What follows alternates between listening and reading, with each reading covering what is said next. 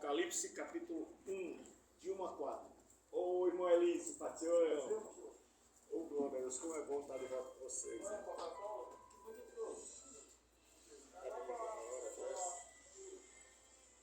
Minha mãe está dando aula. Depois eu lhe peço. Não, se tu trazer pra cá, não.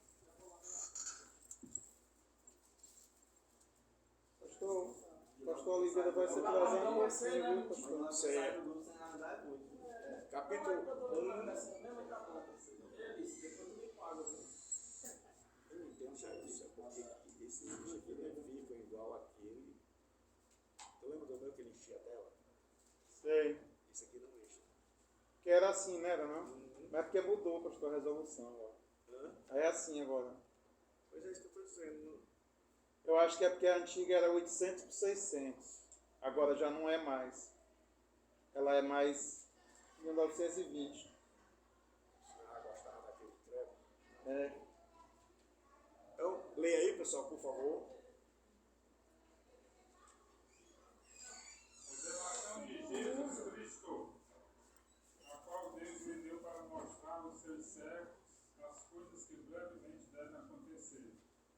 E pelo seu anjo as enviou e as notificou a João, seu servo, o qual testificou da palavra de Deus e do testemunho de Jesus Cristo, e de tudo o que tem visto. Bem-aventurado aqueles que leem, os que ouvem as palavras dessa profecia, e as guardam as coisas que nela estão escritas, porque o tempo está próximo. João, até o 4? Só até o 4.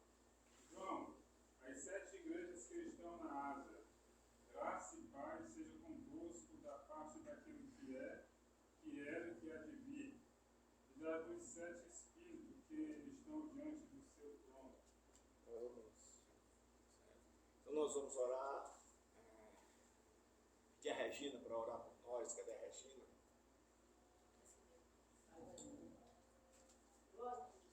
Isso. Ora aí, Regina. Amém. Senhor nosso Deus, Pai querido, Pai amado, somos gratos a Ti, Senhor, por tudo que o Senhor tem feito, ó Deus, em nossas vidas. Obrigado porque se estamos aqui, é porque o Senhor tem nos sustentado, Pai. Muito obrigado pela vida de cada irmão, de cada aluno que faz sociedade. Abençoa, Pai, o professor Roberto, continue dando graça, tá? Saúde a cada dia, Senhor, espiritual, mental. E assim, Pai, usa poderosamente o Teu Filho nessa noite para nos ensinar a Tua palavra. Senhor, eu te peço nessa noite e te agradeço em nome de Jesus. Amém. Louvado seja Deus.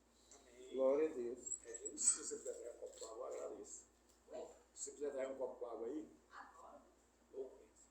Irmãos, eu queria apresentar a vocês alguém que é muito especial para mim, que é o pastor Fabiano. Esse rapaz bonito de camisa laranja, eu acho que é laranja. Neon. É bonito, bonito. Gostei da cor. O Fabiano, há muito tempo que a gente se conhece, mas se conhecia só online. Ele fazia o curso comigo online. É você que eu tenho. Ah, não tem mais nada. Não, pastor. Eu dou graças a Deus de ter aquele pote ali. Então, o Fabiano agora está no nosso curso. Marcelo, né, que terminou a faculdade dele, o senhor Marcelo, né? E nós estamos mais uma vez aqui. Graças a Deus o Vicente disse que não vinha. Né? Ele disse que ia buscar bolo lá na casa da irmã. Então nós vamos estudar a partir de hoje o que a gente chama de escatologia literária. O livro de Daniel e o livro do Apocalipse. Certo? E nós temos aqui a ementa que infelizmente os alunos não leem. Né? Aqui melhorou, nos outros seminários eu boto pessoa para... Ai meu Deus, acabei de dizer que ele não vinha, ó. Que alegria! Patiana, meu irmão! Pastor que foi destituído por comprar água mineral. Então, pessoal, na ementa, né, o aluno não lê a ementa, aí depois fica me perguntando, professor, Aí ele me deixa não no osso, mas no tutano. Né? Então nós temos. Vamos lá. Escatologia literária. Na escatologia literária nós estudamos o quê? Daniel e Apocalipse. Que aqui muita gente vai ter chamada, ou já está ensinando. Muitas vezes você tem que saber o que é. A pessoa dizer assim, Jailson, vamos fazer uma discussão sobre escatologia literária. Geralmente o pessoal não ouve esse termo. Quando vamos falar em escatologia, é a vida de Jesus, ele vem primeiro para a igreja, depois ele vem com a igreja. Então nós vamos ter uma matéria de 4 créditos, 60 horas aulas, e nós vamos ver a literatura apocalíptica. O objetivo geral é interpretar e explicar com segurança o gênero apocalíptico. Aí nós vamos ver, certo?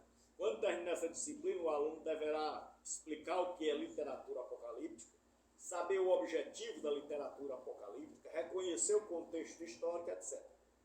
Aí nós temos o conteúdo programático, que é o que a gente vai estudar. Certo? Só uma dúvida. Vai ser gravado não, né? Não, hoje não. Hoje quem não veio morreu. Que justamente eu quero mostrar para os alunos o benefício de estarmos estudando, né, Jair? Gravado. Que você pode voltar. Vai dizer, olha aí, Rafinha. Glória a Jesus. Como estás? Bem, graças a Deus. Já casaste? Ainda não. Deus te deu livramento. Então vamos lá. Metodologia, nós teremos aulas interativas, teremos produção de texto, que é o aluno, ele vai estudar, vai escolher, vai ter aqui, né? Avaliação, nós teremos um trabalho escrito, a média é 7, tem aula no seminário que a média é 5, o pessoal ainda está reprovado, rapaz. E você tá. E é o básico do básico. Você diz assim, o pastor lá disse, não, pastor, o senhor está sendo muito profundo, o senhor não vai aprender, baixa um pouquinho e tá bom. Eu passei por debaixo da seca do arame, fui comprar bolo, não tinha, aí troquei bolo por remédio. Né? Só para quem sabe o mistério. Então o aluno deverá, para ser aprovado, ter 75% de presença. O trabalho deverá ser entregue na data estipulada, está aqui, ó. Aí o aluno me pergunta, professor, quando é o trabalho? Quando é mesmo o trabalho? Isso há uma semana. Eu digo na primeira aula. E na primeira aula eu já boto na ementa. Mas ele não sabe nem o que é ementa, confunde ementa com jumenta. Então pronto. Certo? Então está aqui o trabalho. Se eu me perguntar, professor, o que é o trabalho? Isso aqui, resumo de um comentário. Aí a pessoa vai perguntar, professor, é do livro da Bíblia? Não, é de um comentário. Está aqui, ó. Aí está aqui a quantidade de comentário que eu coloquei, que você vai escolher um assim. Mamãe disse que eu queria essa, mas de teimoso eu quero essa. Aí está aqui os livros que nós vamos utilizar para o Apocalipse. Então, o trabalho, vocês vão fazer um resumo, porque o livro do Apocalipse, de Daniel, ele é um livro mais simples, porque as pessoas pensam que Daniel, ele não escreveu esse livro. Então, eu vou aproveitar e vou dar um resumão sobre Daniel, que ele não escreveu esse livro, que tem o seu nome. Por que eles dizem isso? Certo? Porque as profecias de Daniel, elas se cumpriram de tal forma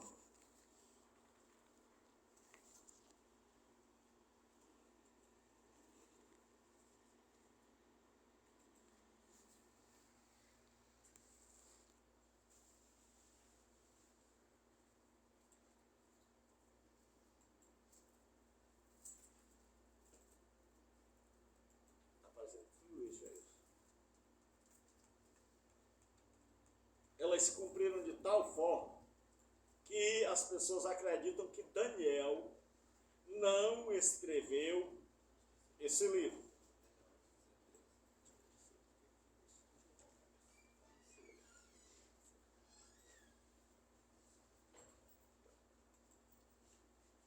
Se apagar a primeira linha de lâmpadas, melhora, pastor. Oi? Primeira linha lá. Não, a primeira. Deixa eu só ver isso. Aí, ó. Isso é uma autarquia, né? Então, ó. Eu ia chamar pela Alexia, mas chegou Então, alguém. pessoal, vamos lá. Olha aí, rapaz, como viu gente, apesar de ter tanta reunião, né? Nós vemos o seguinte.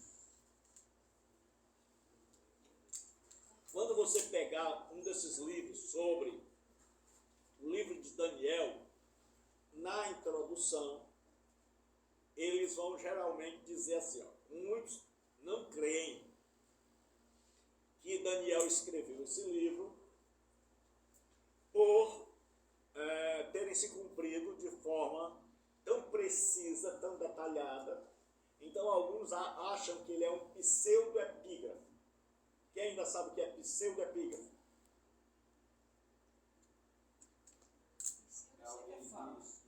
Diga, Vicente. Pseudo eu sei que é o que é falso. Isso. O falso escândalo escreveu, colocou o nome do famoso, uma pessoa conhecida. Nós vimos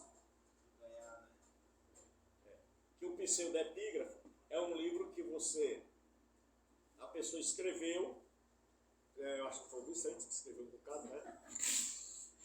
Vocês não acham graça não, Fabiano, mas a gente arenga muito com esse baixinho aqui, viu? Ele é pastor, e apóstolo. E ele foi aqui para Bela Vista, aí ele colocaram ele na igreja e foi comprar umas águas minerais, sabe? Aí trouxe Santa Bárbara e Santa Sofia, né? Aí pronto, perdeu a igreja, foi tudo, quase perde até a alma. Então o que vai acontecer? Quando você lê, eles vão dizer isso. Aí você vai começar a ver aqueles teólogos que nós usamos, que são os teólogos conservadores. Eles vão dizer, não, Daniel escreveu isso. Aí vai ter um contexto, né, lá no livro de Reis, que vai narrar para todos vocês a questão do contexto histórico. Né, que o rei Jeoaquim, que Nabucodonosor veio no ano 605, e aí ele dominou depois de uma batalha em Carquemes contra o Egito, ele dominou toda aquela região, e aquela região agora ficou debaixo do poder da Babilônia. E aí ele coloca um rei vassalo, que vocês já viram que é suzerania. Quem ainda lembra? É sujeito a outro rei. Isso. Tinha um rei maior, que era o suzerano. Aí viu? Era o aluno do curso, vamos lá. Então, o que acontece? Chegou mais um. Chega Rafinha é crente, Rafinha. Coitado, agora é secretário do Frota. Agora é ligeirinho. Então, o que acontece? O rei Nabucodonosor deixa um rei vassalo, né? E aí agora a potência mundial é a Babilônia. O que acontece? Existem revoltas e ele em primeiro lugar leva os jovens, se fosse hoje os da universidade, e ele leva para a Babilônia, para trabalharem no palácio do rei. E aí, entre muitos, vão 4, não é isso? Daniel, Misael, Ananias e Azarias. Certo? Então, nessa primeira leva, ele ainda deixa o povo. Na segunda leva, ele leva pessoas para trabalharem. Essas pessoas vão ficar lá junto com Ezequiel, perto do rio Quebar. E na terceira, ele vem para acabar, onde ele destrói o templo, em 586. É tanto que o período de exílio é contado de 586, 70 anos depois. até 70 anos depois. Certo? Porque o exílio, na verdade, foi mais, mas eles arredondaram, os estudiosos, para dar 70 anos. Certo? Então, o que acontece? O livro de Daniel ele não está escrito de forma cronológica. Por exemplo, o que acontece no capítulo 6? Está dizendo? Bíblia. Aí você diz assim, escola dominical. Aí diz assim, pastor, eu nem fui, sei nem o que é. Então, capítulo 6, nós temos Daniel na cova. Aquilo ali, Daniel já tem 84 anos. Então, você já percebeu que o livro não está em ordem cronológica. Naquela hora ali, Daniel já está velho. Então, quando você fizer o seu trabalho, você vai perceber que o livro não está em ordem. E qual vai ser o seu trabalho? Colocar o livro Em ordem cronológica. Professor, como é que eu faço isso? Estudando, está no seu outro meio. E você descobrir outro meio, né? Se o Senhor me revela. Tem uma irmã que estou estudando grego e ela diz, pastor, não aprendi. Eu disse, pede revelação. É revelação. E eu vi uma coisa. Eu às vezes falo de vocês, mas vocês são ótimos. Vocês são uma bênção. Tirando alguns, né, que vem de Abidaiá, troca por bolo. Eu vou denunciar lá na farmácia. Eu vou dizer, estão pegando aqui, como é que se chama? Direito de compra, né? O poder de compra. Como é o nome desse crime, delegado? Delegado! Mas deve ter um crime aqui, né? Que a pessoa pega o direito que compra aí. A irmã diz... É amizade, pastor. Os políticos dizem isso. Políticos dizem isso. Sarney é muito amigo. Tá? Tráfico de influência. É tráfico de influência, isso. Pronto. Mas não dá mais cadeia não, que o outro foi eleito. Então lá. Quando você pega o livro de Daniel, então você vai pegar o capítulo introdutório, que vai situar você no tempo. Aquele livro ele vai acontecer no século VI. E ele vai ter seu cumprimento em parte no período que a gente chama de período interbíblico, séculos do silêncio. Quais são? Só o Vicente hoje está inspirado. 4? Olha aí, ser consagrado a bispo é isso, certo? Pastor Teixeira botou a mão na cabeça dele, enfiou ele na piscina ali, pronto, consagrou. Então, o que acontece? Aí ele vai introduzir você. Pode ser o irmão Raimundo. Como é que você está, meu irmão? Bom em vê-lo, viu? Prazer em ver vocês, rapaz. Então, o que acontece? Ele vai, capítulo 1, ele vai introduzir, ele vai dizer o rei Joaquim, certo? Ali é 586, porque tem 597, a segunda leva, e a terceira, quando o templo é realmente destruído, 580. Então são duas datas que você não pode esquecer. 722, a Síria leva o reino do norte. 586, voltou a torcer o leão aí, Eu, por minha causa, ele disse, não, eu vou voltar, depois de 8 anos. Esse esquete recebe irmão está desviado. Esse aí e esse aqui, no dia que o Ceará perde, ele disse que não torce mais, agora é Corinthians. Aí o Ceará ganha e mandou uma mensagem para mim, ei, pastor, ganhamos. Ele não disse que não torcia mais, que pastor é esse que não tem, né? Palavras. Diga mesmo. Pastor Silvio hoje não? Oi? Não, meu irmão, hoje não tem não.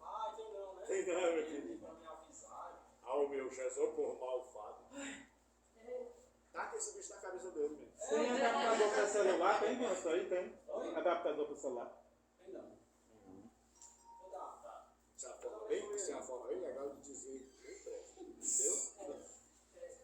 Você pode achar que chegou errado, tá? Então, o que acontece? Você vai ver duas partes. A primeira parte introduzindo a gente para dizer onde é que nós estamos, onde é que o livro de Daniel está situado. tempo do rei Jeoaquim, aí o rei Jeoaquim vai perder a cabeça, né? E aí vai ter um rei Jeoacás, né? E aí o que acontece? Fim da linha para a linhagem real de Davi, não é isso? Pronto, e agora o povo vai para Babilônia. 586. Então, 605, 597, 586. O que acontece? O primeiro capítulo é só isso. Chegamos na Babilônia. O que aconteceu? Por que nós estamos aqui? Então, como a comida lá era uma comida impura, provavelmente tinha porco, certo? Provavelmente essa comida tinha passado nos altares pagãos, então Daniel resolve não se contaminar, certo? Não é porque ele era vegano, certo? É porque aquela comida provavelmente, como ela era impura, e entre os pagãos, o porco era muito apreciado, né? Não é à toa que o Vicente amolou um porco, não? Pode ver o porco que já está querendo matar o bichinho. Então, o que acontece? Agora nós temos ali como é que Daniel e os seus amigos são estabelecidos no reino de Nabucodonosor. Só que ele vai atravessar todo o Império Babilônico. Depois de Nabucodonosor, vai vir um homem chamado Nabopolassar,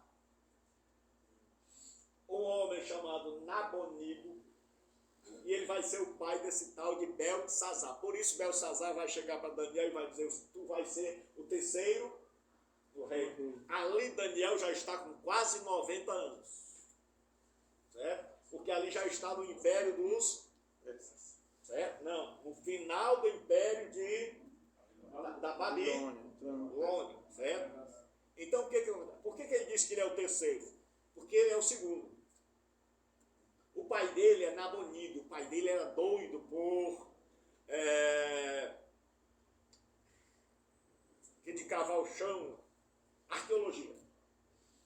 Ele gostava muito de arqueologia, então ele sai fazendo arqueologia. E ele deixa o príncipe regente, que é o Beltesazar, certo?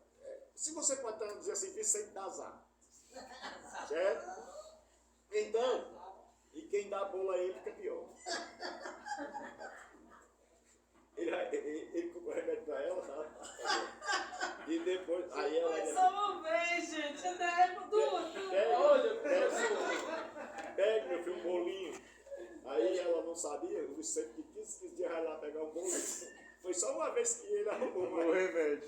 É que nem um colega meu que eu arrumei uma psiquiatra para atender ele uma vez. Ele foi... E todo dia aí a mulher lhe comprou um pastor, está vindo de graça.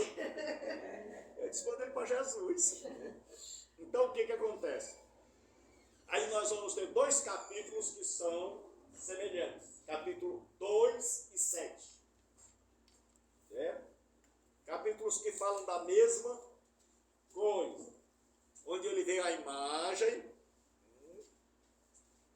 E aí ele vê uma imagem, cabeça de ouro, né? O rei Nabucodonosor está desconfiado dos seus ajudantes, seus assessores, e diz: olha, se vocês interpretarem o que eu sonhei, acredito que serão capazes de me dizer o que significa o sonho. Ninguém nunca fez isso, né? E aí o que acontece? Ele vê uma estátua dos impérios, ouro, prata, o que mais? Bronze e ferro misturado com barro. Aí lá na outra, ele vai ver o que? Um leão com asas. Ele vai ver um urso com 3 costelas na boca. E ele vai ver um leopardo com 4 cabeças e asas. Um leopardo com 4 cabeças e asas. Né? E um animal que o pessoal geralmente desenha um dinossauro, porque era um animal completamente diferente dos antecessores. Então aí ele está vendo os reinos do mundo. Aí ele diz o seguinte, que uma pedra veio, tocou na imagem E essa pequena pedra encheu toda a terra, destruiu a imagem. E aí ele diz que a cabeça é Nabucodonosor, aí vem descendo os braços, Média e Pérsia, porque eles se juntaram. Aí o ventre, o Império Greco-Macedônio, né? E aí nós temos o Império Romano. Aí nós temos as duas pernas, o Império Romano dividido. E os pés da estátua, que foi em primeiro lugar. Vocês sempre sabem aquela história do já és ou ainda? Não. No já é, aí vocês vão ver que vocês vão ter que organizar o livro. No já é, aquelas profecias vão se cumprir. Capítulo 11 do livro de Daniel. No já é vai se cumprir quando? Capítulo 11. Porque ele vai dizer primeiro, aí me lembrem, porque como é muita informação, vai passar em pouco tempo, ele vai dizer o seguinte, que os reinos do mundo estão caindo, ouro, prata, é isso? Eles não vão cair. O grande problema é que a gente pensa que vai cair quando a pedra tocar. Os reinos do mundo já estão caindo. Então aí ele diz, que os pés de barro e de ferro vão se cumprir lá na frente quando Seleu e Ptolomeu, essas duas descendências, tentam se unir.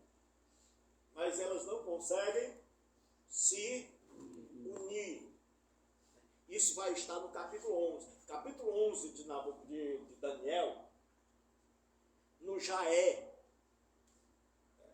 significa a luta entre dois generais de Alexandre sobre a supremacia do mundo. Oh, glória a Deus. Oh, glória a Deus. Assim ele está desse jeito também. Só que eu fui me mando para uma faca do Rio, eu vou bater uma foto. Aí a mulher fica assim, sinalizando comigo, aí vai. Aí eu faço assim, e é. Aí eu digo, minha filha, vai dormir. Que é? Estou dormindo, não. Agora eu tiro a foto e mando para a menina. Está dormindo, não? Vai, para tu ver. Aqui assim. Vamos lá. Fabiana dizia assim, eu pensei que o professor da bola. Então, pessoal, o que acontece? No capítulo 11, você vai ver dois generais de Alexandre. Eles assumiram o poder, porque o homem não tinha filho, também ele não era muito macho, né? Era balde. Então, o que acontece? Os generais dele foi que assumiram o comando. Né? E dois ficaram, um ficou com o Egito, outro ficou com a Síria. Então, eles ficavam brigando e no meio Israel. Então, os Seleucidas, quando perdiam, descontavam em que vai ter um cidadão chamado Antíoco Epifânio. O pessoal vai dizer, no já se cumpriu. O grande problema é que a turma ou já é ou aí ainda não. Aí é que desgraça o negócio. Certo? Então, o que acontece? Essa pedrinha vai cair nos pés da estátua.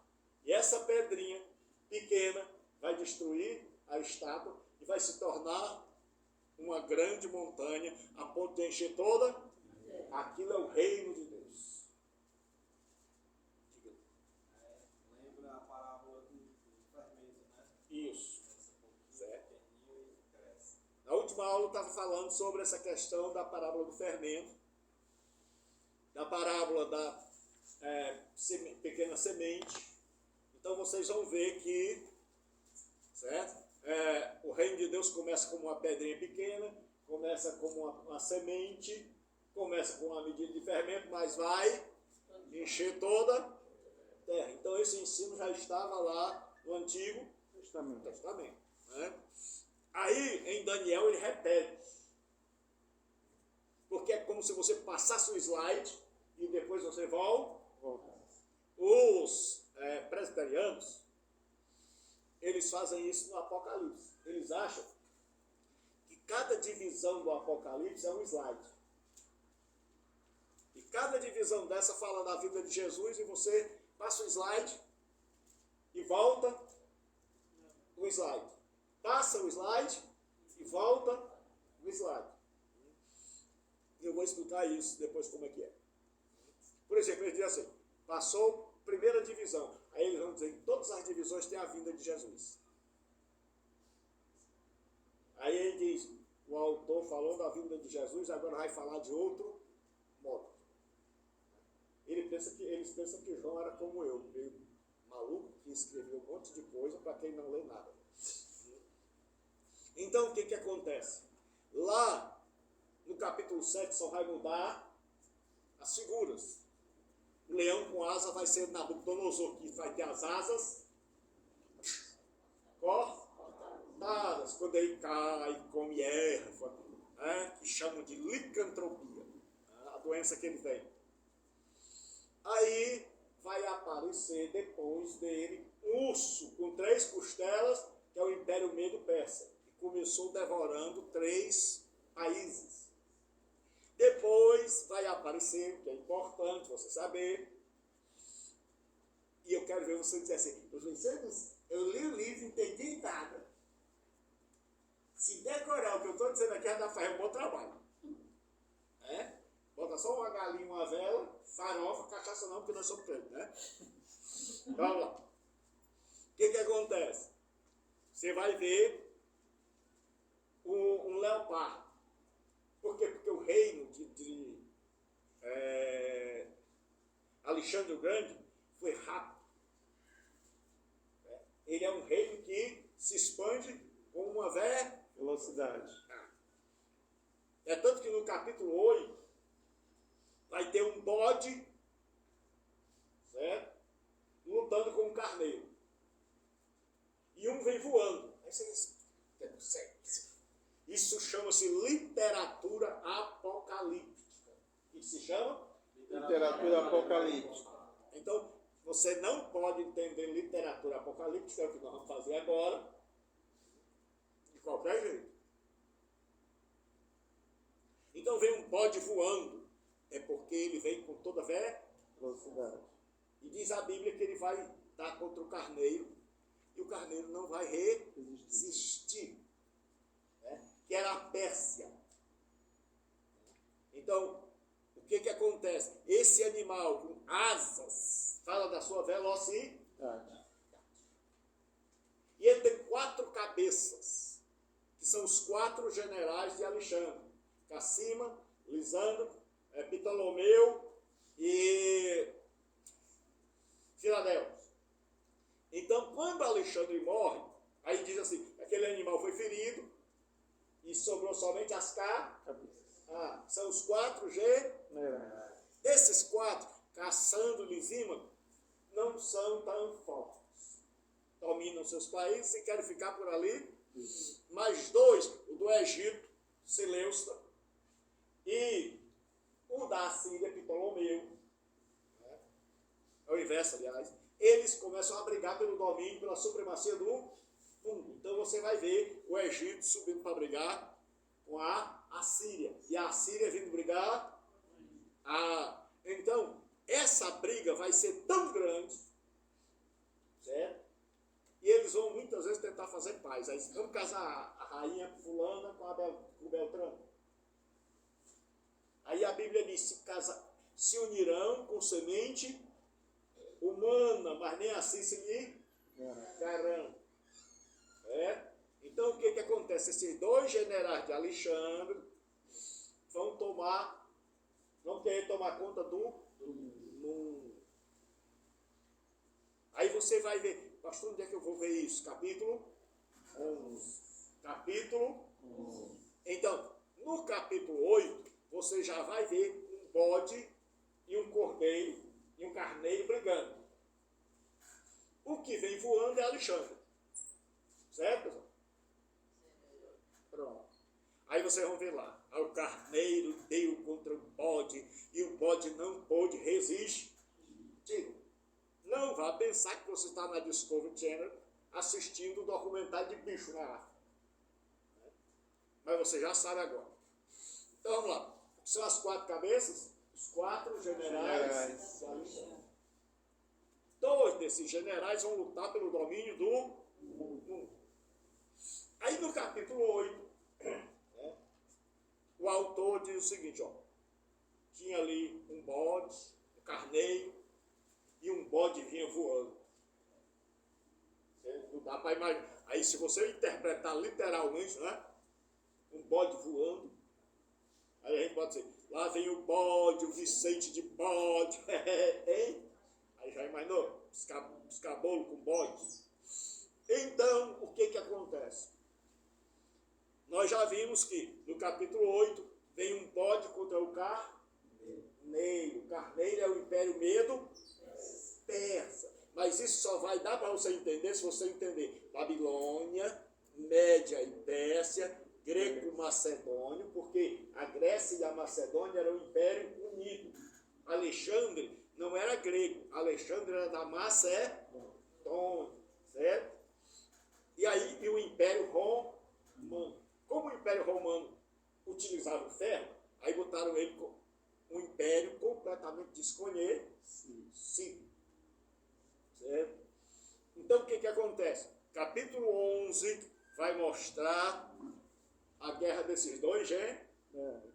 E vai dizer assim, e eles se casaram, e eles se uniram com semente humana.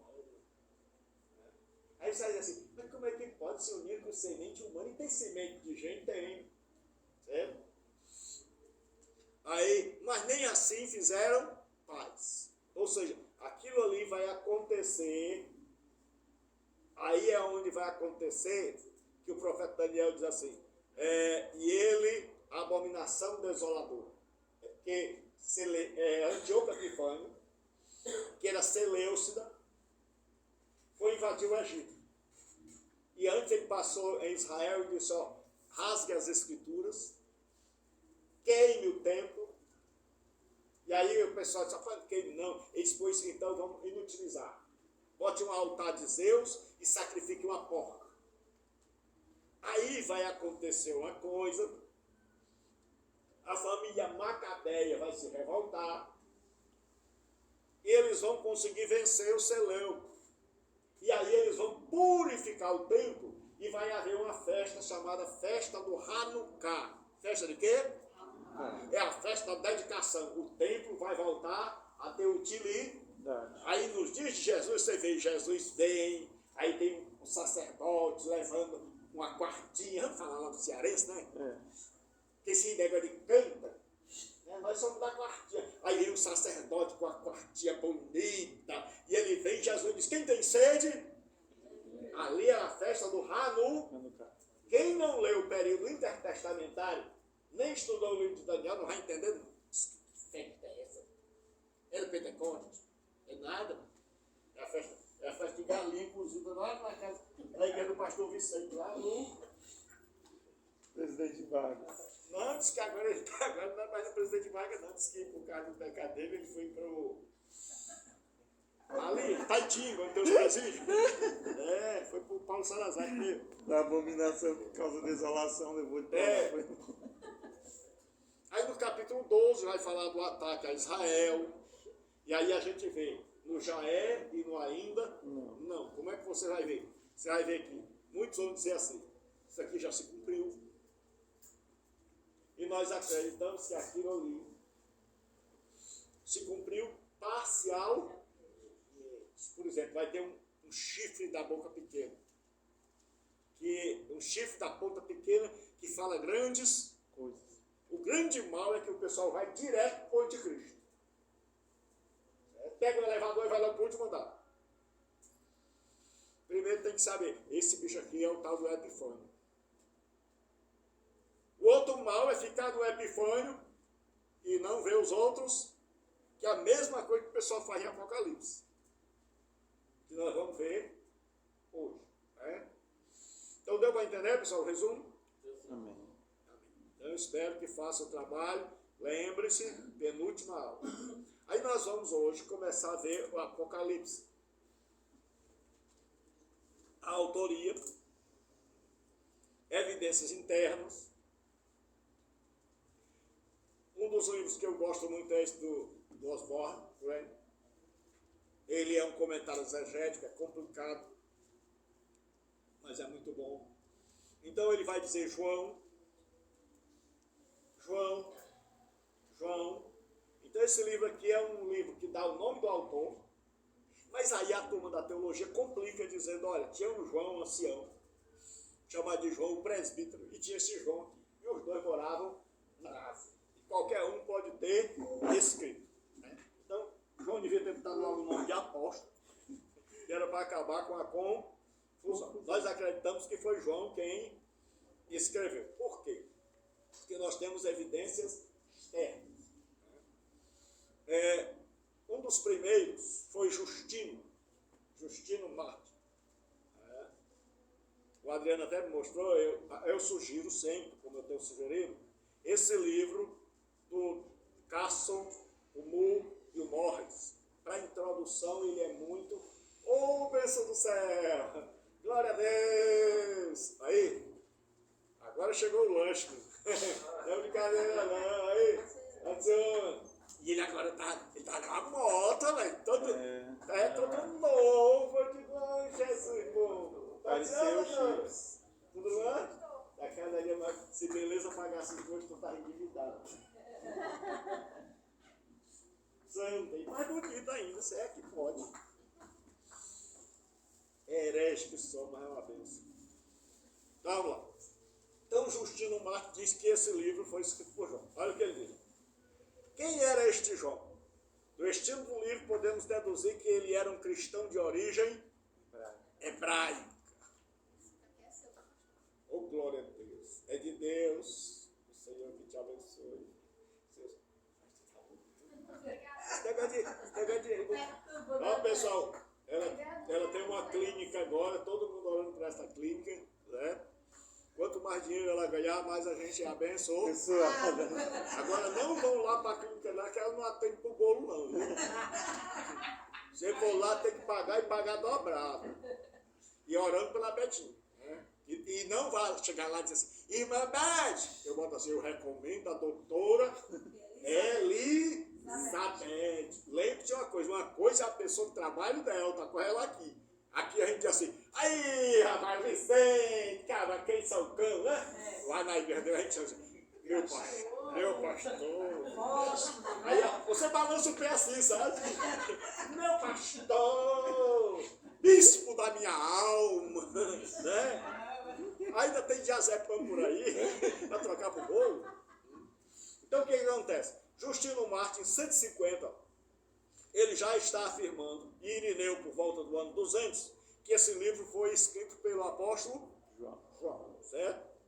Nós temos o que a gente chama de patrística, que vocês já sabem. A patrística começa no 2º século, são os pais da igreja, aqueles que sucederam aos apóstolos.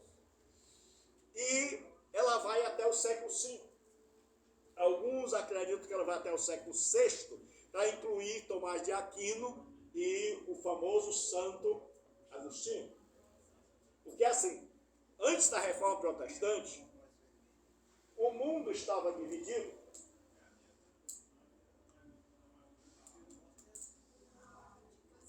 Aqui tem alguém que está com a próxima igreja do estacionamento?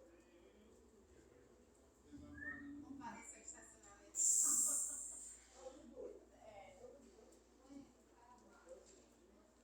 Então vamos lá.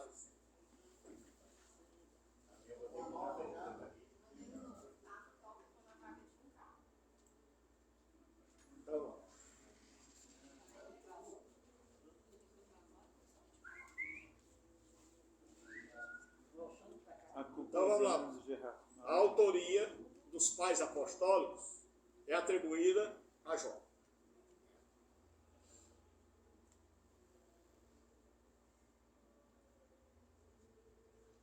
Nós vamos ver agora a questão dos destinatários. Esse livro do Apocalipse, que é engraçado. O que quer dizer Apocalipse? Apocalipse é isso aqui, ó. Literalmente é remover o véu. Aqui está tudo coberto. Então, Apocalipse é fazer isso. É descobrir, é abrir a cortina. Então, Deus vai revelar. Muita gente tem medo de ler o livro do Apocalipse. E o Apocalipse é o contrário. Foi um livro que foi escrito para consolar. E não para Assombrar. Crente de martelado mesmo. Tem medo até de muriçoca. Então, agora nós temos os destinatários, que são as 7 igrejas da Ásia, certo? Então, nós temos aí os destinatários, que são quem? 7 igrejas. Aí a data. A data, né, depende de como a gente entende a questão da perseguição. Então, alguns vão recuar um pouco a data, porque vão colocar na perseguição de Nero. Mas a maioria dos estudiosos coloca no no império de Domiciano. Foi terrível. Domiciano ele foi imperador entre o ano 81 e o ano 96. Este homem era ruim.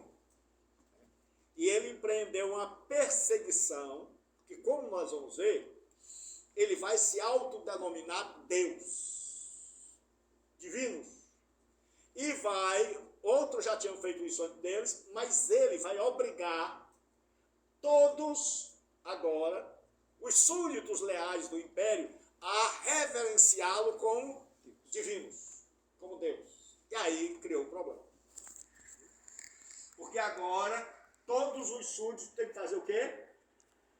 Adorar, queimar incenso ao imperador. Eu botei até um bichinho aqui que depois eu vou mostrar para vocês, onde o povo queimava incenso, que a gente vai botar o Vicente, a irmã Regina, lá para ver se eles queimam ou não. Se não queimar, a gente queima isso, né? Mas eu acho que o imperador não ia gostar muito desse negócio. Então, o que acontece? Eu vi uma irmã, a foto da mãezinha dela, leva a mãezinha todo mês e paga o santuário. Ainda bem que tem a mãezinha, né? Meu Jesus, dá muitos anos aquela senhora, né? Dá muitos anos de vida aquela senhora. Então, vamos lá. Então, a data está entre o ano 95 e o ano 96. Certo? Que é o final do reinado de Domiciano. Quando ele baixa o édito, dizendo o seguinte: eu sou Deus, mas não só sou Deus. A prova da sua lealdade ao Estado e a mim é a sua adoração. Deu para entender? Então agora todo mundo tem que frequentar o templo e adorar o imperador. Os judeus fizeram um pacto com Roma de dizer assim: Roma concedeu ao judeu o direito de praticar sua religião. Roma foi o quê? Então, o judeu estava livre daquele problema de ter que adorar o império, porque a própria Roma, ela concede esse direito. É por isso que o judeu vai sempre estar perseguindo os cristãos. Porque eles não querem ser confundidos com os cristãos. Eles não querem ser confundidos para não perder a proteção deles. Deu para entender? Uhum. Então eles vão perseguir os cristãos para o mundo inteiro saber: nós e eles somos diferentes. Só os cristãos de hoje, alguns mal acabados, é que querem ser judeus. Botam o kippá, tocam o chifre. Então, tinha um aqui que, antes de voltar para o Fortaleza, vivia com as coisas do... Então, agora o que acontece? No ano de 95, 96, esse homem baixa um édito. Então, antes dele, os imperadores já tinham, 4 imperadores, já tinham se declarado divinos. Agora eles eram deuses. Eram o quê? Deuses.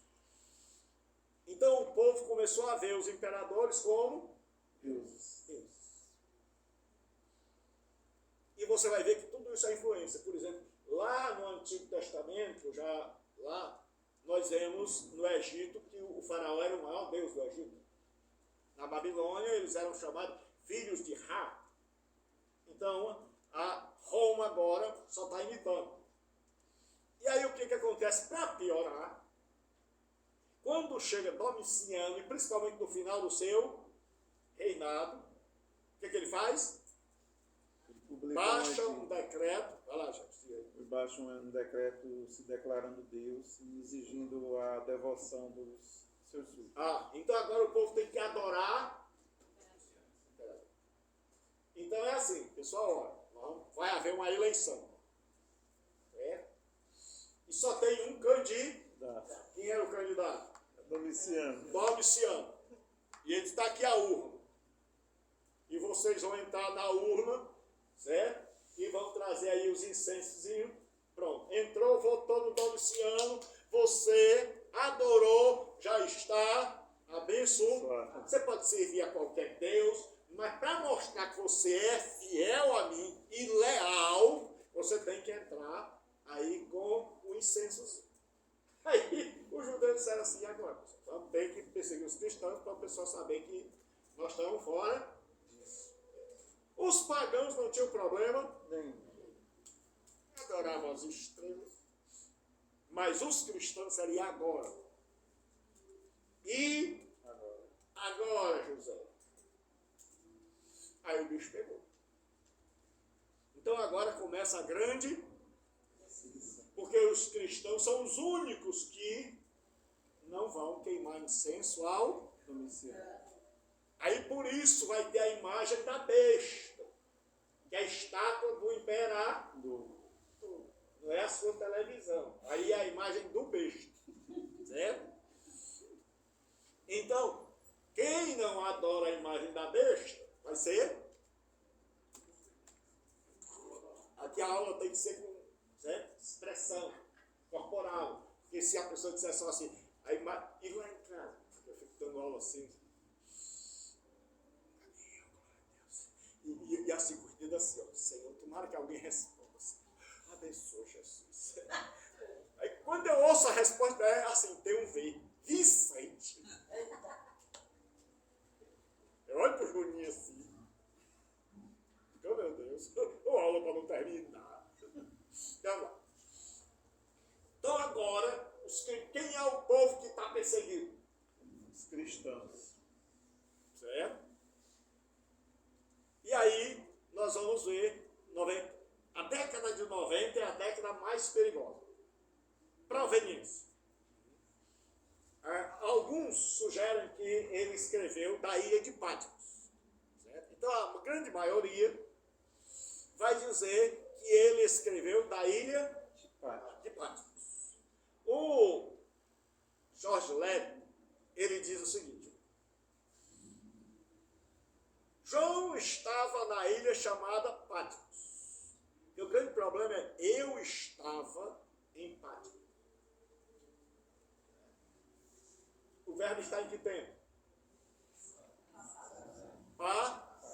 A ideia que dá é que João, quando escreve o Apocalipse, já não está mais em Patmos, mas na Ásia. Então daí tem autor que diz o seguinte: ele teve a visão lá, mas escreveu, porque quando Deus mata o Domiciano, surge um novo imperador chamado Noiva, e o Noiva manda João de volta para a sua terra. Sai daí, meu filho, certo? Saia daí, porque Patmos era uma ilha vulcânica, para onde eram mandados os exilados. Então, o imperador tinha assim: eu posso matar João, mas João era uma figura importante. Então, ao invés de matar, vou mandá-lo para o exílio. Para lá ele não vê mais ninguém. E lá é que ele vê alguém. Porque no mundo grego, a pior coisa que podia acontecer a mim e a você era não ser. Qual era a pior coisa? Não sei. Por isso que a escravidão era desgraçada, porque o escravo não era. Por isso que Paulo escrevendo aos Coríntios, ele diz assim, Deus escolheu os que não são.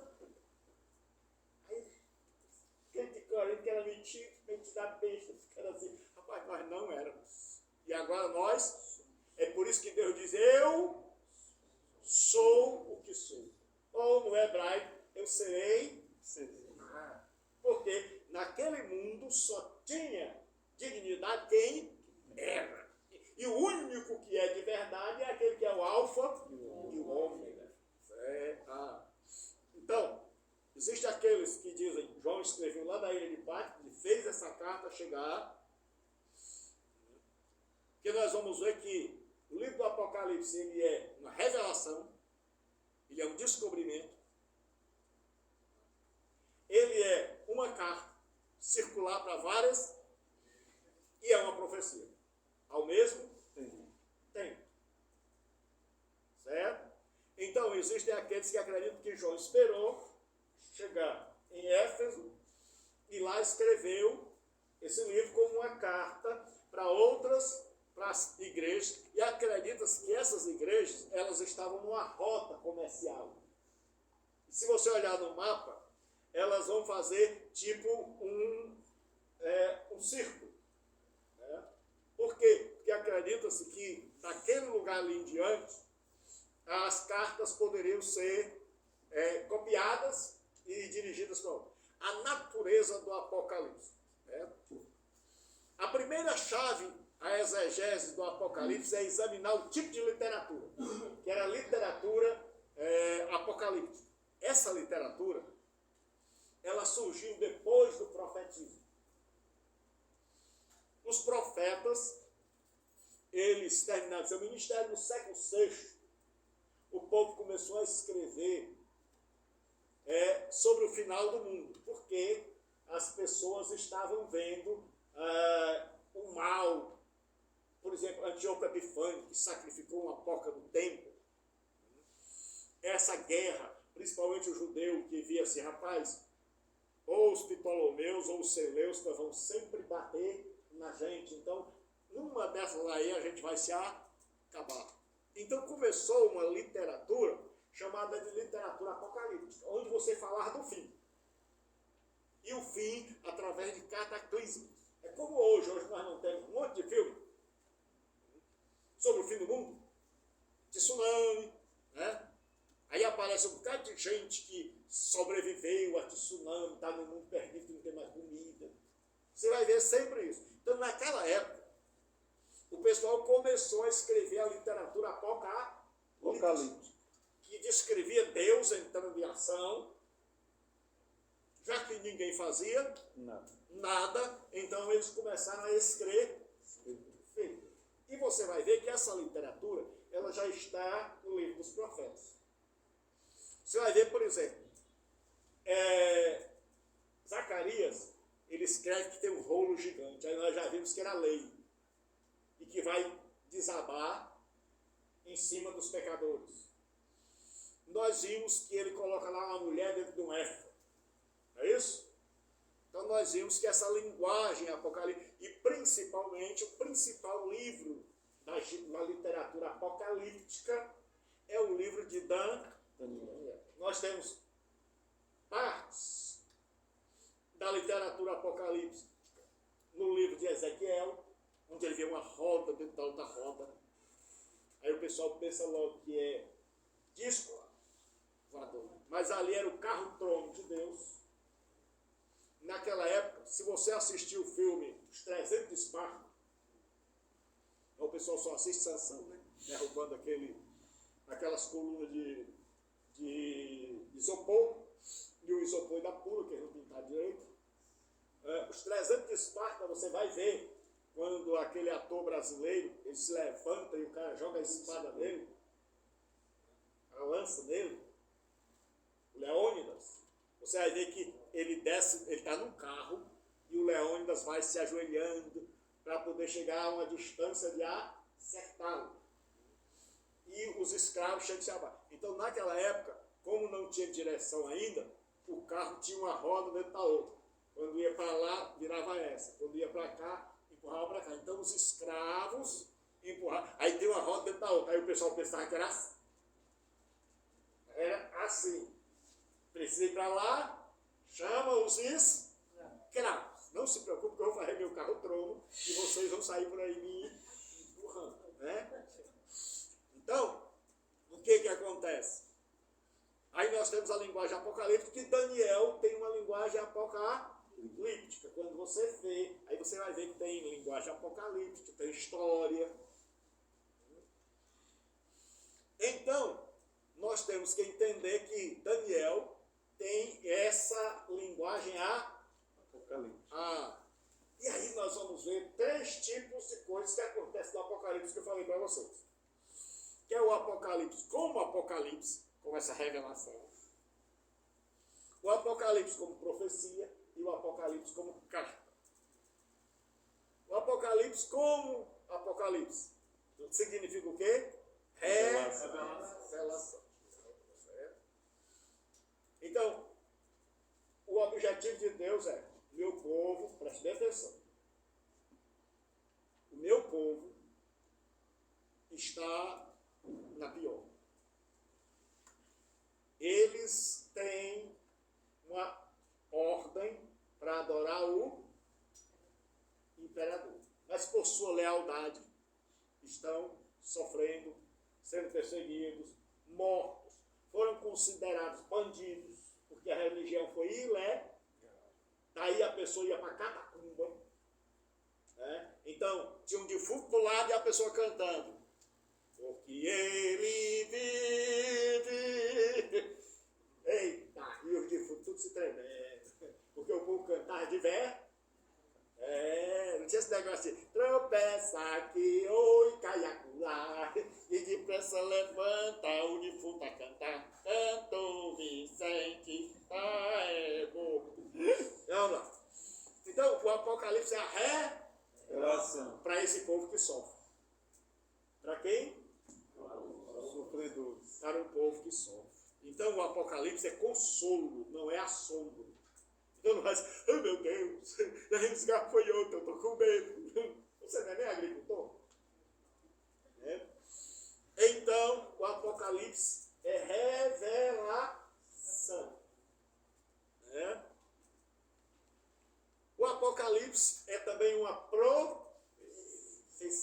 Aí eu coloquei aqui o já e o ainda. Não. Que eu vou já entrar nisso. Nós já vimos que na teologia tem já e ainda não. O que é o já?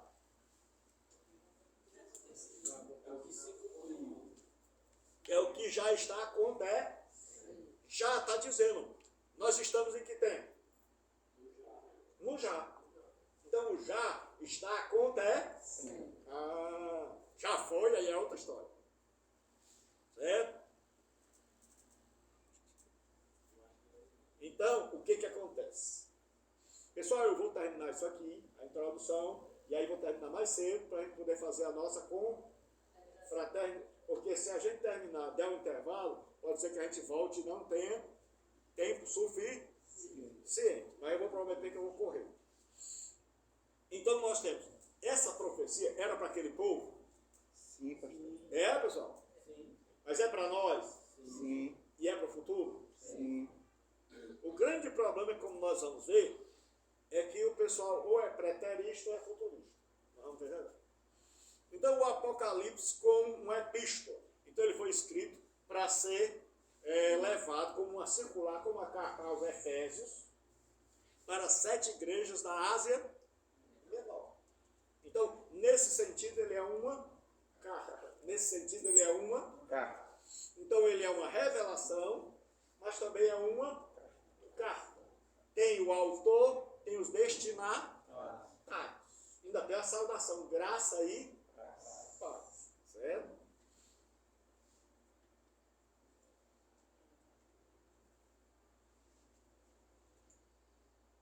Aí nós temos agora os números no Apocalipse. Você vai ver que 7 acontece de carrada. Só que muitas vezes a pessoa diz que 7 é o número da perfeição.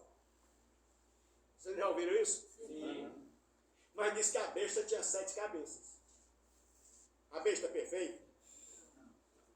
7 é o número da completude, da totalidade. Quando você quer dizer na Bíblia o todo, você diz o quê? 7. Se eu disser 7 alunos do cetário, eu estou querendo dizer o quê? Então, quando ele diz as 7 cabeças da besta, ele está falando da totalidade. Porque se a gente começar aqui, eu vejo muita gente assim, está escrevendo, nem olha do que escreveu, será que estou no cetário? Ele bota 7 é a perfeição divina. Aí bem aqui embaixo ele diz assim, e a besta tinha 7 cabeças e 10 chifres. É mais chifre do que cabeça. Eu já penso até que mora num bairro português. Então nós temos que ver o que começa, certo? Então o número 7 vai expressar o quê? Totalidade ou completude. Pronto.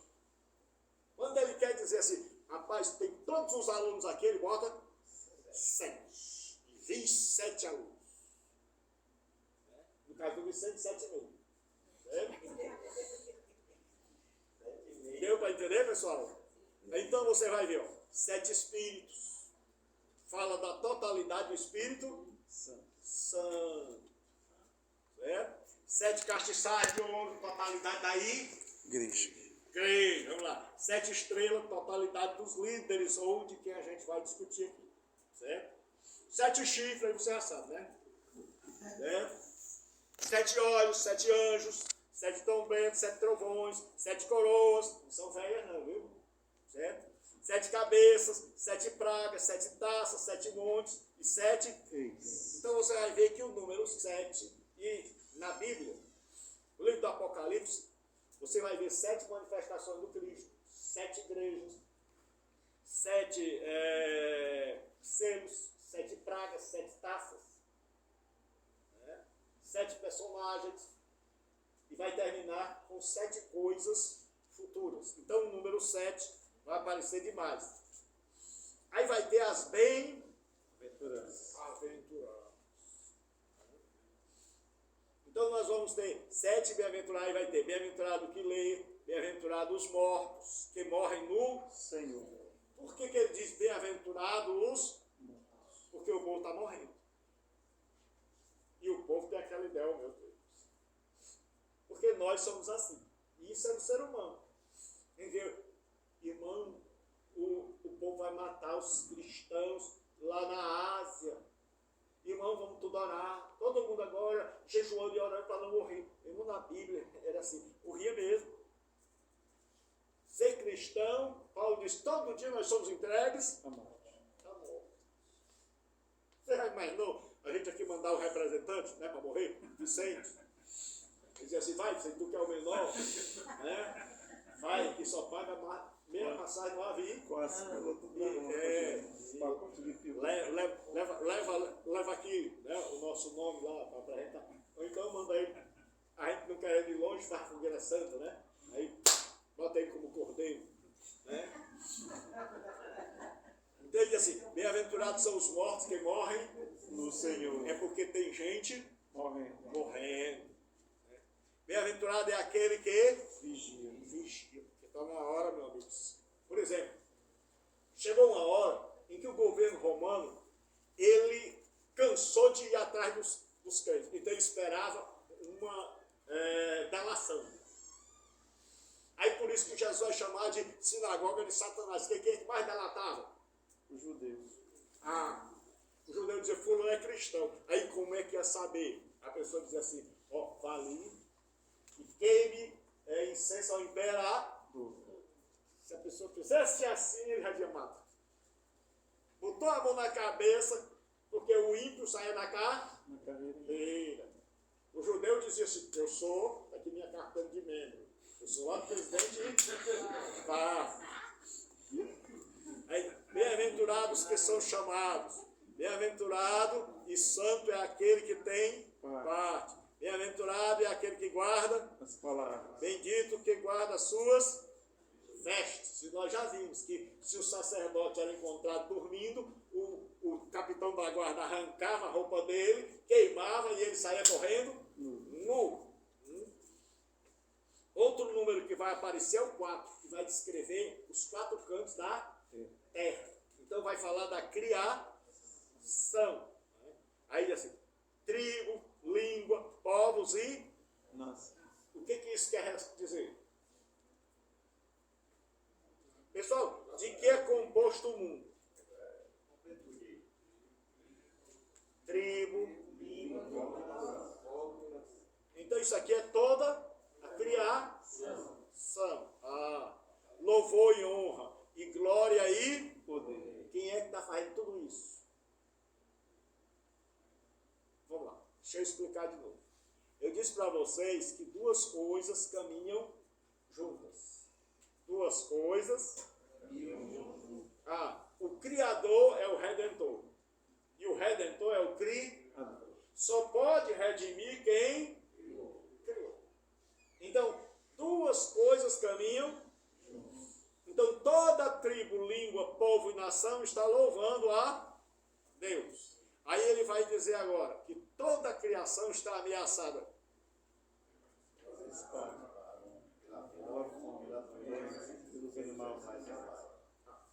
Certo? Porque se a espada, a guerra. Se a guerra, se a fome, se a morte, os animais selvagens aumentam. A Bíblia diz que o povo de Israel é comparado a um abutre morto. Jesus diz, onde tiver o cadáver, ali se juntarão as águias, não é isso? E eu disse para vocês que as águias seguiam os exércitos. Porque ela já sabia o quê? Ia ter morte. Então isso sabia para onde esses bichos aí vão. Vai que sobe o pedaço do Vicente. Né? Vamos lá. O número 3 vai falar da divindade. Seja ela falsa O verdadeiro. Por isso que vai falar do dragão. Certo? Que é a falsa trindade. O anticristo e o falso Profeta.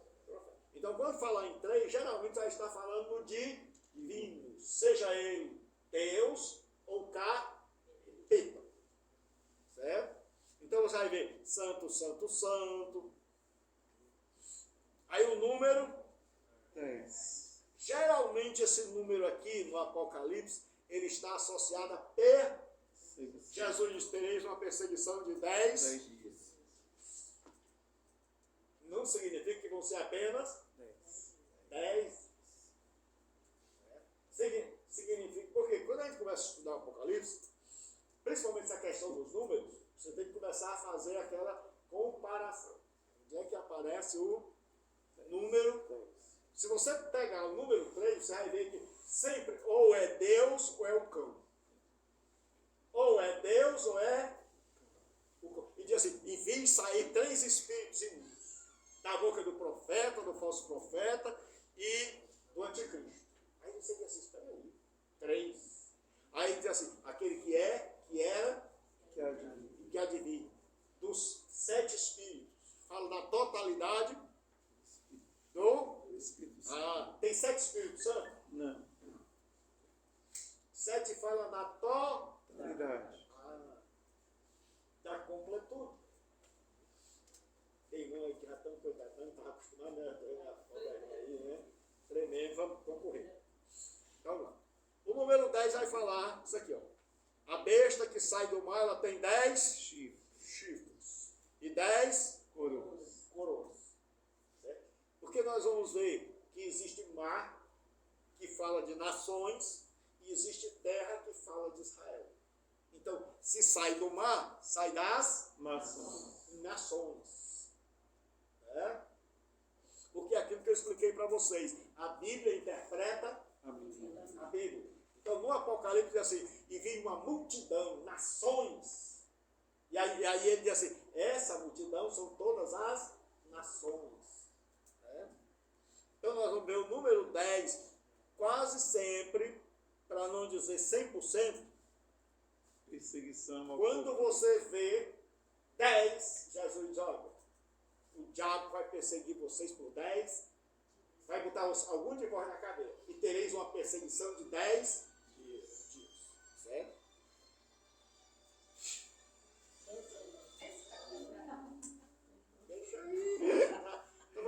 calma, já estava me sentindo na falsa.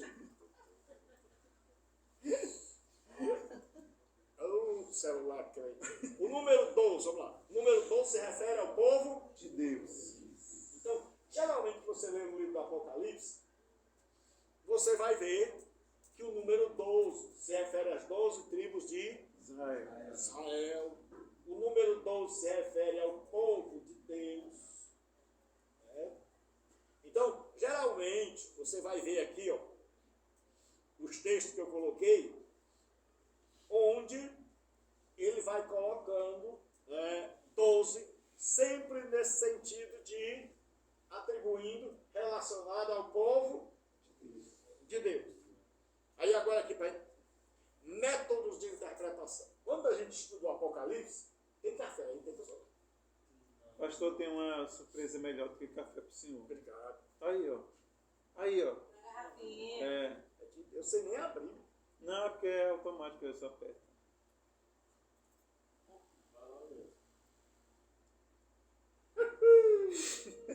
É o fraco, isso aqui é bete. Outra coisa. Que Deus te abençoe, que cada pingo desse aqui seja. Um cliente, né, pastor? Que Deus repreenda os lisos. Que só quem tem dinheiro. Outra coisa boa. Aí, a doutora essa chama de belezoterapia. É só olhar para o menino. Se eu fosse doente, olhar para a doutora bonita, desse jeito, ele disse assim, eu quero é morrer! Eu vou morrer! Não fique atribulada, não. Não fique atribulada, não, porque os meninos precisam de você. Cobre caro. Porque o setado agora para a doutora vai ser mais caro. Ó, menino. Pessoal, sério, vamos orar para que a doutora Elizabeth, a nossa Betinha, ela possa ter muitos clientes e muitos meninos lá possam ser os pais, né? Sair e ver assim. Ô, doutora recrente, doutora recrente. Começou com essa criança aqui que ninguém acreditava e o menino hoje, só com as mãos dela, está santo e curado. Pronto. Quando ela chegar e dar o raio laser assim, não vai precisar nem de raio laser naquela, só com um santo. Receba! Vai fazer mais sucesso do que aquele lá que ganhou uma casa, com o negócio de receba, né? Então, quando vocês já viram que aqui a pessoa pode dar uma rendada, né? Pode o Fabiano pela primeira vez, mas a pessoa ri. A pessoa não sai daqui triste. Então vamos lá. Quando você vai interpretar a Bíblia, 2000 anos que o Apocalipse está sendo interpretado. Então tem livro que não acaba mais. Só que um desses métodos vai ser usado. A não ser por nós, que a gente não usa método nenhum, né, e acaba misturando tudo, fazendo a nossa famosa coxa de... Mais um menino curado. Pensou Jesus. Cada carocinho desse aí, partido, seja 200 meninos curados. E o pai pagando. Pessoal, porque às vezes a gente só pensa, né, que o profissional precisa ter o seu dinheiro. Então, tem o preterista. O preterista, ele interpreta o Apocalipse como tudo já tendo se cumprido nos dias de Jó. Então, o preterista diz o seguinte: a besta era Roma, o império romano. A cidade era a cidade de Roma, que vai receber um outro nome chamado Babilônia. E eles vão dizer o seguinte: olha, as igrejas eram igrejas daquela época que não existem mais hoje. E eles vão dizer, talvez, o que tenha para se cumprir ainda seja o capítulo 21 e 22. Eles dizem o resto, tudo já se cumpriu. Certo? Tudo já se cumpriu. Então esse é o método preterista. Então eles olham na história e dizem, pessoal, isso aqui se cumpriu. O segundo método é o historicista. Esse tem perdido força. É aquele método que você já deve ter visto, que diz o seguinte: a igreja de Éfeso era a igreja apostólica. A igreja de Esmirna é a igreja da perseguição. Aí ele bota até o ano, do ano tal ao ano tal. A igreja de Tiatira era a igreja quando a igreja católica assumiu. A igreja protestante era a igreja de Sardes. Tinha nome que vivia, mas estava. Aí diz, a igreja do século XVIII, das missões, era a igreja de Filadélfia. E nós, só sobra para nós coisa ruim. Lá, Odisseia, certo? A mistura de Vicente com a irmã. Lá ele faz a Odisseia. Então, o sistema preterista é muito querido pelas heresias. É tanto que o Adventismo diz. Porque eles querem botar o Apocalipse na igreja católica.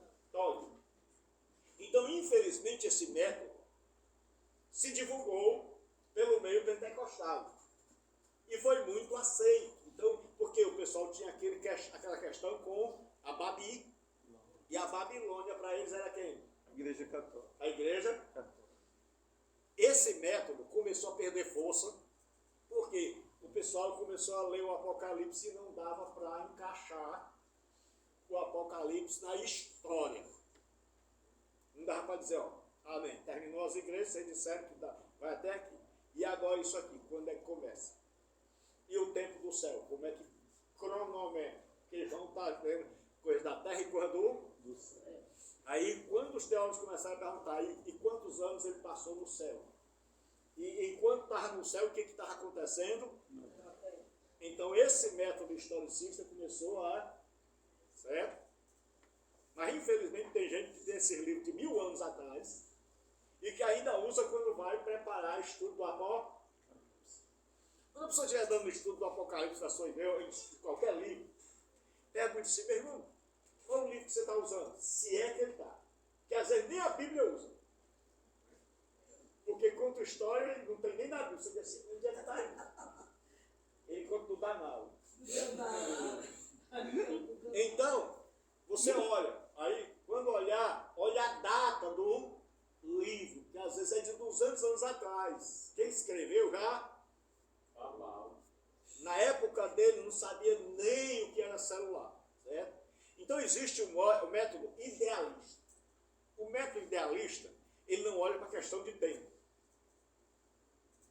Ele diz, o Apocalipse era para ontem, é para agora e será para futuro. Pronto. Então, um dos que mais usa esse método é o Simon Kistemaker. Então ele vai interpretar assim. O método idealista diz que há uma batalha de Deus contra o mal. E que no final Deus vai. Então eles dizem o seguinte, olha, existe em todo o Apocalipse essa batalha. E que no final Deus vai vencer. E existe outro método que é o futurista. O futurista diz o seguinte, ó. A maioria do Apocalipse, principalmente depois das igrejas, é tudo futuro. Tudo ainda vai acontecer.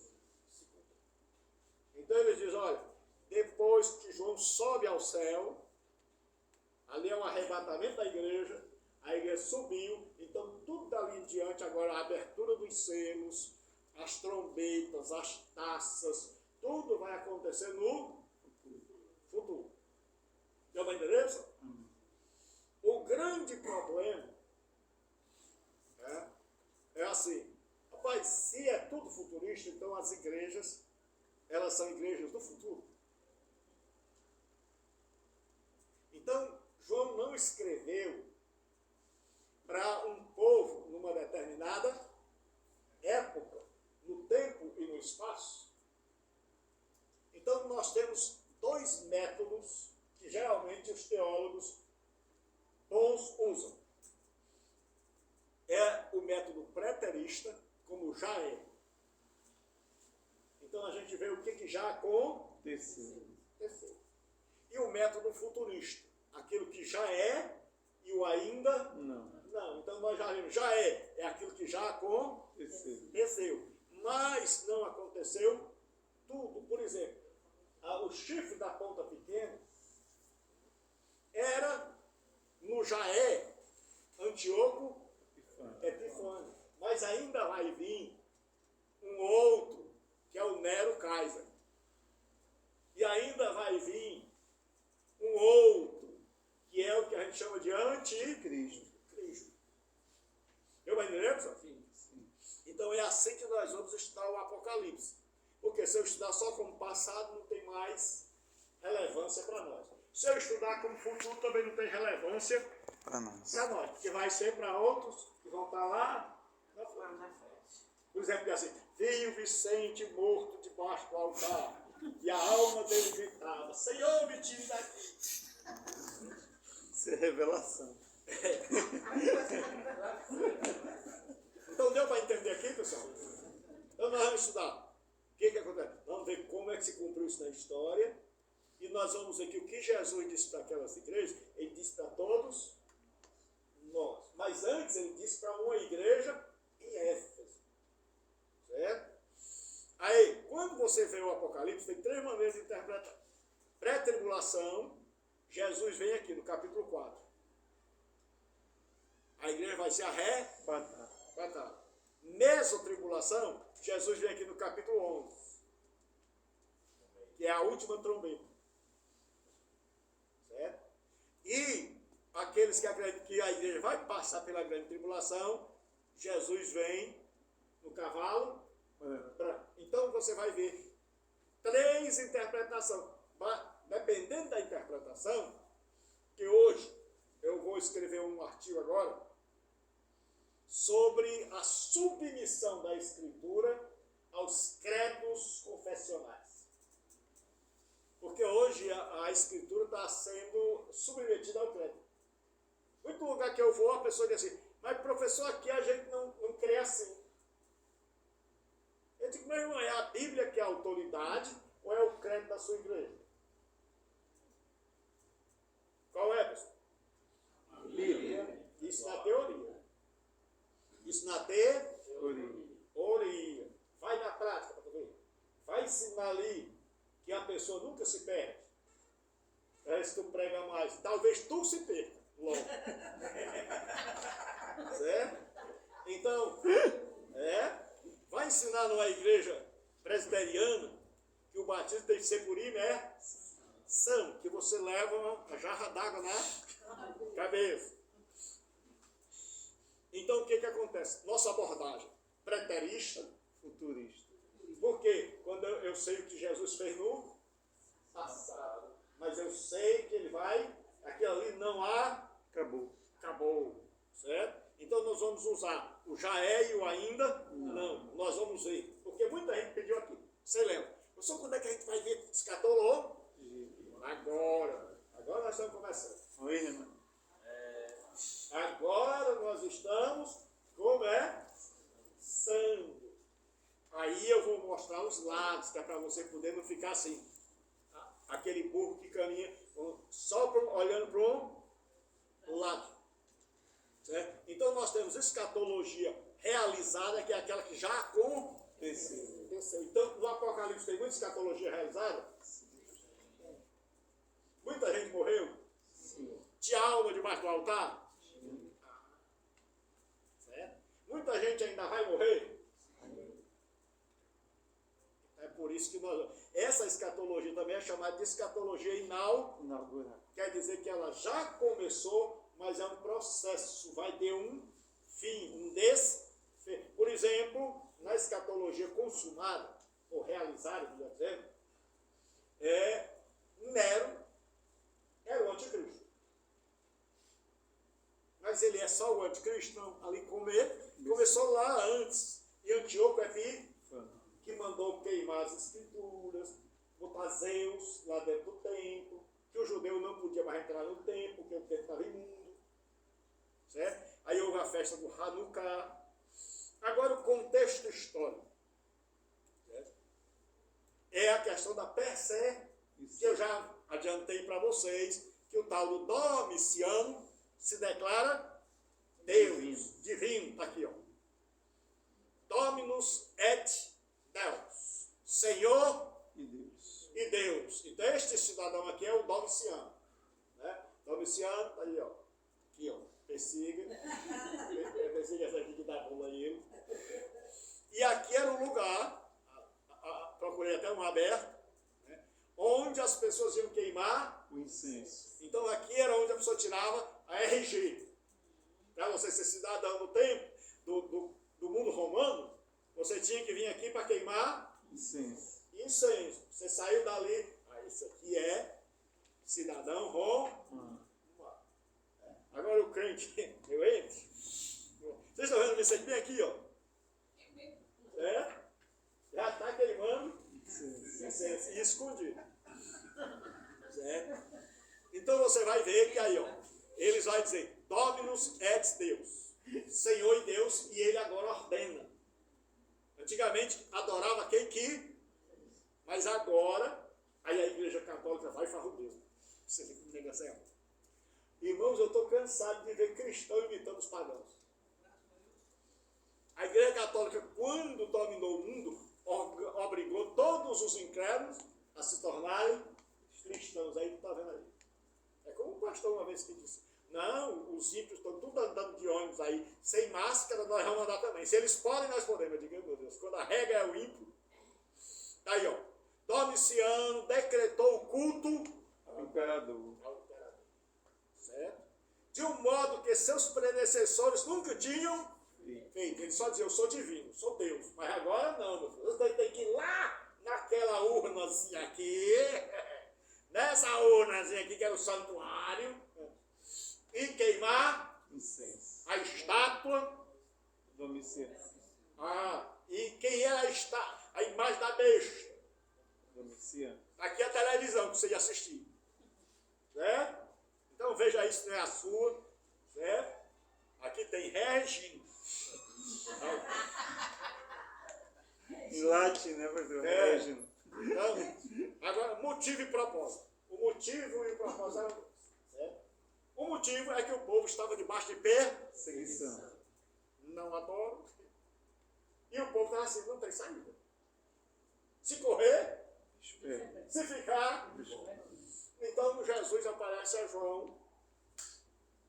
Não tem mais apóstolo. O único apóstolo que tem está exilado. Velho e exilado. Está para ver a virada do século. E quem está mandando no mundo é o Domi. E todo mundo tem que ir lá tirar a carteira de identidade. Nós já vimos o Vicente lá. Por isso que eu creio no já é. Não ainda. Não. Certo?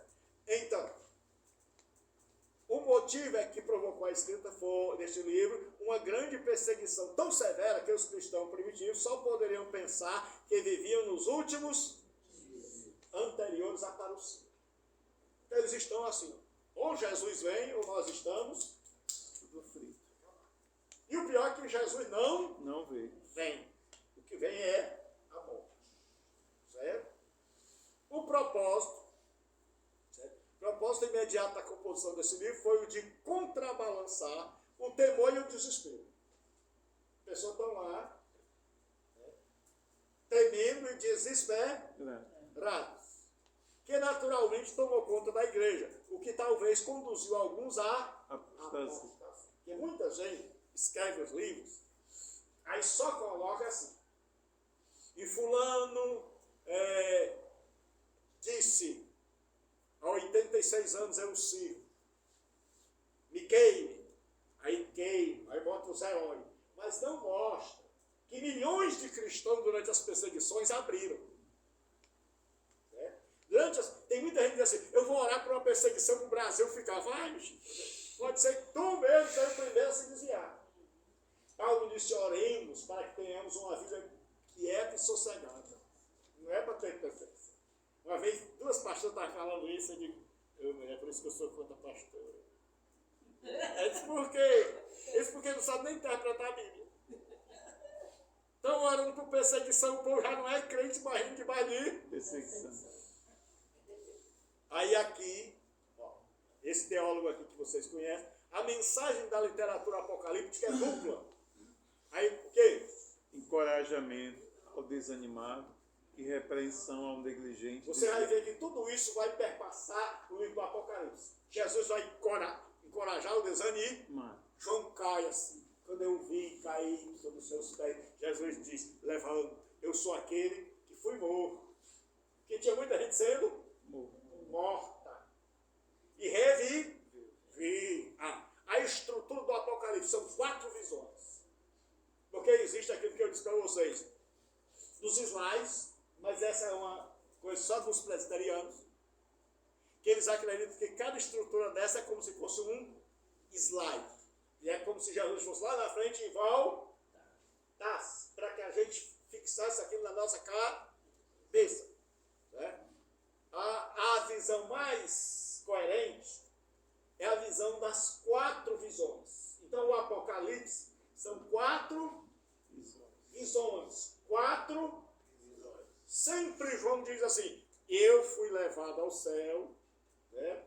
Ou achei-me em espírito. Então esse livro é composto de 4 que ninguém sabe se ele recebeu no mesmo dia ou se ele recebeu em ocasiões diferentes. Deu para entender, pessoal? Aí o que acontece? Eu botei aqui, né, as 4 visões, aí eu botei, ó, a primeira, eu, João, companheiro, depois a segunda, depois dessas coisas, vi uma porta aberta no céu, certo? Depois a terceira, um dos 7 anjos trazia 7 taças, veio e me falou, vem e eu te mostrarei. E a quarta, um dos 7 anjos que trazia as 7 taças cheias das 7 últimas pragas, veio e me falou, vem e eu te mostrarei. Então geralmente tem esse chamado aqui, ó, vem. Certo? Vem. Aí aqui nós temos o conteúdo do que nós vamos estudar. Alguma pergunta? Não, é? Sei que vocês estão doidos para comer, então, Senhor nosso Deus e Pai, nós estamos na Tua presença, te agradecendo por mais esse dia, por mais essa hora, pedindo que o Senhor nos abençoe. Que o Senhor abençoe cada aluno, cada filho, cada filha tua, e que a Tua graça desça sobre nós em nome de Cristo. Amém. Amém.